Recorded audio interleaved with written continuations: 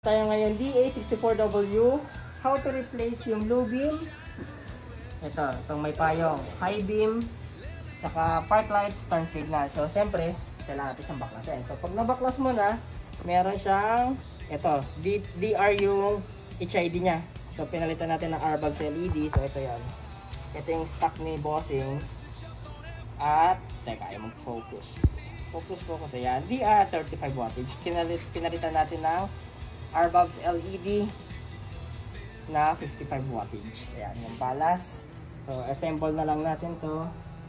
Ito yung takip. After natin, kabit ang connector. So, testing natin after. So, yun. Tapos na natin silang kabitan. D2R, low beam, super sine turn signal, and yung, park light. So, light output. Sir, tatamaan ka ng camera. Ayan, hindi pa yung calibrated. Pero compare kanina, 100% improve yung ilaw ni Bossing.